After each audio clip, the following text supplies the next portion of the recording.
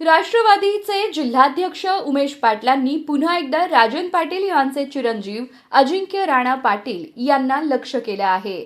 त्यांनी आज सोलापुरात बोलताना अजिंक्य राणांविषयी धक्कादायक आरोप केले आहेत. यात त्यांनी शिवजयंतीचा उल्लेख देखील केला आहे.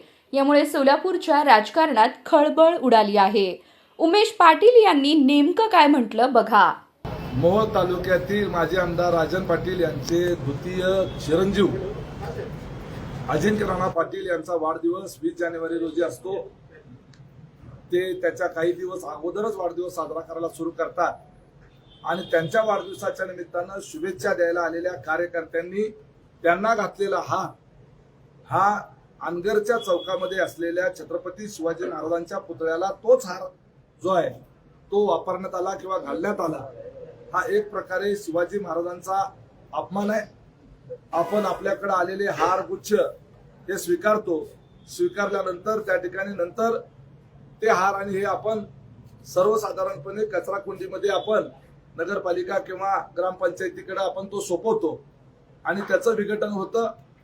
परंतु अजिंक्य राणा पाटील यांना गळ्यामध्ये घातलेला हार तोच हार शिवाजी महाराजांना घालणं हा एक प्रकारे छत्रपती शिवरायांचा अपमान आहे आणि त्यामुळं ही बाब जी आहे ही निषेधार्ह आहे आणि तो निषेध करण्याच्या करता मी आपल्याला बोलवलेला आहे. या संपूर्ण प्रकरणाची चौकशी झाली पाहिजे. तमाम शिवप्रेमींचा अपमान करण्याचा प्रयत्न आंदरकर पाटलांनी केलेला आहे. हेच आंदरकर पाटील 19 फेब्रुवारी रोजी छत्रपती शिवाजी महाराजांची जयंती त्यांच्या गावामध्ये साजरी करू देत नाही. याचं कारण काय तर त्याच दिवशी राजन पाटील यांचे वडील कैलासवासी बाबुराव पाटील यांचं निधन झालं होतं. त्यामुळं ज्या दिवशी माझ्या वडिलांचं निधन झालं होतं त्या दिवशी छत्रपती शिवाजी महाराजांची जरी जयंती असली तरी ती गावातल्या लोकांनी साजरी करायची नाही अशा पद्धतीचा दंड हा त्या ठिकाणी त्या गावात घातलेला आहे. त्यामुळं मागच्या अनेक वर्षापासून जेव्हापासून छत्रपती शिवाजी महाराजांचा पुतळा त्या गावामध्ये आहे त्याच्या आधीपासून 19 फेब्रुवारी रोजी अनगरमध्ये शिवजयंती साजरी केली जात नाही. त्यामुळं छत्रपती शिवाजी महाराजांचा द्वेष करणारे हे जे पाटील आहे यांना या संदर्भातलं शासन मिळालं पाहिजे. आणि आज तर त्यांनी कहरच केला. वाढदिवसाचे हार चक्क शिवाजी महाराजांच्या पुतळ्याला घालण्यात आले ही अत्यंत दुर्दैवी बाब आहे. शिवप्रेमींच्या भावना दुखावणारी बाब आहे. दादा त्या संदर्भातले काय फोटो व्हिडिओ आहेत का तुमच्याकडे काय? हो निश्चितपणे तुम्ही त्या फोटोमध्ये पाहू शकता. जो हार अजिंक्य राणा पाटील यांच्या गळ्यात घातलेला आहे तोच हार शिवाजी महाराजांच्या गळ्यामध्ये घातलेला त्या ठिकाणी दिसेल. त्याचे फोटो त्या ठिकाणी उपलब्ध आहेत. ते त्या ठिकाणी आपल्याला उपलब्ध होते. दादा खरं तर आपण सातत्याने राजन पाटलांच्या विरोधात भूमिका मांडताना पाहायला मिळत आहेत.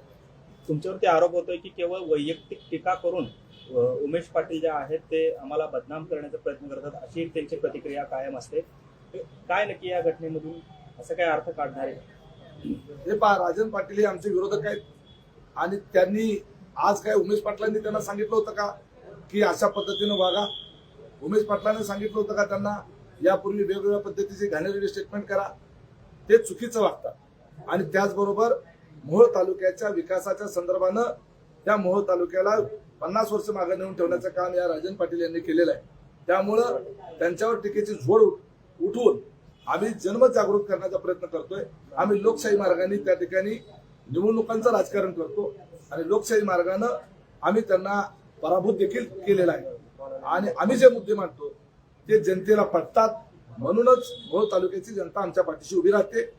जर आम्ही जे आरोप केलेले आहेत ते खोटे असते तर जनतेनं आम्हाला मतं दिली नसती. आरोप हे व्यक्तिगत नसतात.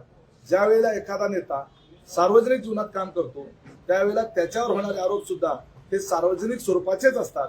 ते व्यक्तिगत कधीच नसतात. दादा खरं तर काही दिवसांपूर्वी आपल्या नरखेड या गावामध्ये राजन पाटील आणि माजी आमदार यशवंत माने यांनी सभा घेतली जिल्हा परिषदेच्या अनुषंगाने. काय एकंदरीत आपल्यावर टीका देखील केली गेली. यावेळेस कसं निवडून येतो पाहू. काय त्याला उत्तर असणार आहे? त्यांना देखील माझ्यावर टीका करण्याचा अधिकार आहे. लोकशाहीमध्ये त्यांनी आमच्या काही चुका असतील तर निश्चित दाखवून द्याव्या. त्या ठिकाणी आमच्यावर टीका करत असताना त्या टीकेला आम्ही देखील त्या पद्धतीनं चोख प्रत्युत्तर त्या ठिकाणी देऊ. जनता कुणावर विश्वास ठेवते ते निवडणूक झाल्यानंतर मतदानातून दिसेल.